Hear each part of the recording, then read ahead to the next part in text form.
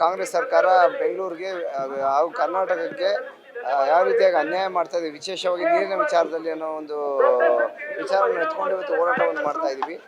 6,900 ಅಂದರೆ ಹತ್ರ 7,000 ಬೋರ್ವೆಲ್ಗಳು ಇವತ್ತು ಬತ್ತು ಹೋಗಿದೆ. ಅದರದ್ದು ಅಂತರ್ಜಲದ ಮತ್ತು ರೀಪ್ಲೇಸ್ ಹೇಗೆ ಮಾಡಬೇಕು ಅನ್ನೋದ್ರ ಬಗ್ಗೆ ಅವ್ರಿಗೆ ಯಾವುದು ಪ್ಲಾನಿಂಗ್ ಇಲ್ಲ. ಈಗಾಗಲೇ 6 ತಿಂಗಳಿಂದ ಬಿಜೆಪಿ ವರಿಷ್ಠರು ಈ ಸರ್ಕಾರ ಕೇಳಿದ್ರು. ಹಿಂಗಾರು ಫೇಲ್ಯೂರ್ ಆಗಿದೆ, ಮುಂಗಾರು ಕೂಡ ಫೇಲ್ಯೂರ್ ಆಗಿದೆ.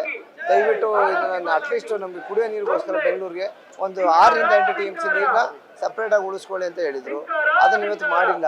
ಇವತ್ತು ಡೆಡ್ ಸ್ಟೋರೇಜ್ KRS ಅಲ್ಲಿ 4.9 TMC ಅಷ್ಟು ಡೆಡ್ ಸ್ಟೋರೇಜ್ ಇದೆ, 4ರಿಂದ 4.9.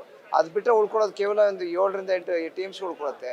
ನಿಮಗದು ನೀನು ಒಂದು ತಿಂಗಳು ಕೂಡ ಅದು ಸಾಕಾಗಲ್ಲ. ಅದು ಈ ರೀತಿ ಇರಬೇಕಾದ್ರೆ ಇವರು ಇನ್ನೂ ಕೂಡ ನೀರನ್ನ ಹರಿಸ್ತಾ ಕೂತ್ಕೊಂಡ್ರೆ ಇವರು ಅದನ್ನು ಕೂಡ ರಾಜಕಾರಣ ಮಾಡಿಕೊಂಡು ಇನ್ನು ಅಧಿಕ ಸೀಟ್ ಬೇಕು ಅಲ್ಲಿ ತಮಿಳ್ನಾಡಿನಲ್ಲಿ ಅನ್ನೋ ಒಂದೇ ಕಾರಣಕ್ಕೋಸ್ಕರ ಅವರು ರಾಜಕಾರಣ ಮಾಡ್ಕೊಂಡು ಕೂತ್ಕೊಂಡ್ರೆ ಇದು ಅವ್ರಿಗೆ ಯಾವುದೇ ರೀತಿಯಾದಂಥ ಒಂದು ಜನರ ಒಂದು ಜೀವನ ಜೊತೆ ಆಟ ಆಡ್ತಾ ಇದ್ದೀರಾ. ಹಾಗೂ ನೀರಿಲ್ದಿರ ಯಾರು ಕೂಡ ಬದುಕೋಕ್ಕಾಗಲ್ಲ. ಕೋವಿಡ್ಗಿಂತ ಒಂದು ಕೆಟ್ಟ ಒಂದು ಪರಿಸ್ಥಿತಿ ನಿರ್ಮಾಣ ಆಗುತ್ತೆ ಬೆಂಗಳೂರಿನಲ್ಲಿ ಇವತ್ತು ಅಂತ ತಮ್ಮ ಬಾಯಿನ ಮೂಲಕ ಹೇಳಲಿಕ್ಕೆ ಇಷ್ಟಪಡ್ತೀನಿ. ಸರ್, ಜೊತೆಗೆ ಅನಂತಕುಮಾರ್ ಅವರು ಸಂವಿಧಾನ ತಿದ್ದುಪಡಿ ವಿಚಾರವಾಗಿ ವಿವಾದ ಹೇಳಿದ್ದಾರೆ, ತಾವೇನು ಹೇಳ್ತೀರಿ? ಅನಂತಕುಮಾರ್ ಹೆಗಡೆ ಅವ್ರ ಬಗ್ಗೆ ಹೇಳ್ತಾ ಇದ್ದೀರಾ ಸರ್? ಅದು ಈ ಸಮಯದಲ್ಲಿ ಸೂಕ್ತ ಅಲ್ಲ. ಅದಕ್ಕೆ ಬೇರೆ ಸಮಯದಲ್ಲಿ ಮಾತಾಡೋಣ ಅದನ್ನು. ಈಗ ಅವ್ರು ಏನು ಹೇಳಿದ್ರು ಅವರು ತಮ್ಮ ಅಭಿಪ್ರಾಯವನ್ನು ಅವ್ರು ವ್ಯಕ್ತಪಡಿಸಿದ್ದಾರೆ. ಎಲ್ಲರಿಗೂ ಅಭಿವ್ಯಕ್ತಿ ಸ್ವಾತಂತ್ರ್ಯ ಇದೆ. ಅವರವರ ಅಭಿಪ್ರಾಯವನ್ನು ಅವ್ರು ಹೇಳಿದ್ದಾರೆ. ಅನಂತಕುಮಾರ್ ಹೆಗಡೆ ಅವರು ಹಿರಿಯ ನಾಯಕರಿದ್ದಾರೆ. ಅವರು 6 ಬಾರಿಗಿಂತ ಜಾಸ್ತಿ ಸಂಸದರಾದಂಥವರು.